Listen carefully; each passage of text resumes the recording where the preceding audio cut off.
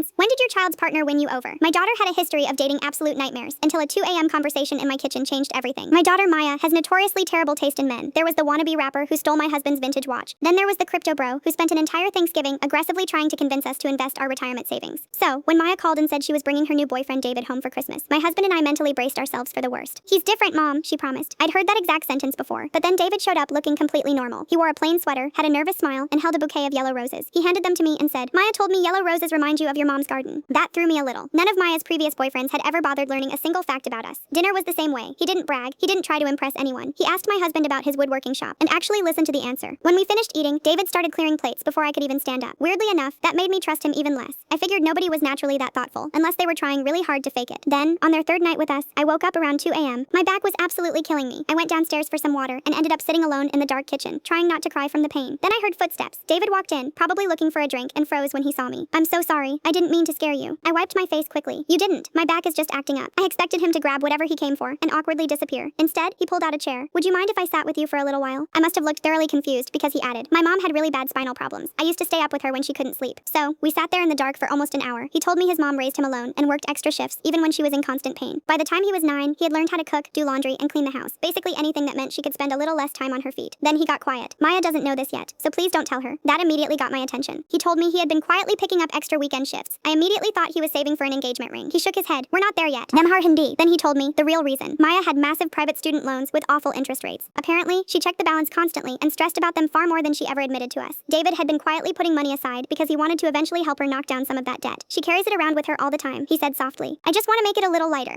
I was totally speechless. Then he said something I will remember for the rest of my life. My mom always said love isn't really about the big stuff. It's noticing what makes somebody's life harder and trying to make it easier. That was the exact moment I realized this guy actually was different. The next morning, I found a heating pad sitting outside my bedroom door. On top of it was a handwritten note outlining a few gentle back stretches his mom used to do. He never even mentioned it. But the thing that completely won my husband over happened the day Maya and David were leaving. We were supposed to drive them to the airport, but our car wouldn't start. My husband popped the hood, tinkered for a few minutes, and then sighed, reaching for his phone to call a tow truck. David was already taking off his winter coat. He grabbed my husband's toolbox, rolled up his sleeves, and spent the next 45 minutes outside in the freezing cold. By the time he came back in, his fingers were raw red and there was black grease across his cheek, but the car was running perfectly. While Maya was loading her suitcase, David quietly handed my husband a folded piece of paper. I wrote down the exact part number you'll need, he said. And there's a mechanic nearby that my friend recommended. He won't rip you off. He grabbed his bag like none of it was a big deal. We watched them drive away. My husband stood beside me for a long time, still holding that greasy piece of paper. Then he took my hand. Well, he said, that's the guy, isn't it? I laughed. Yeah, I think that's the guy. And the funny thing is, David never actually tried to win us over. That's exactly what finally did it.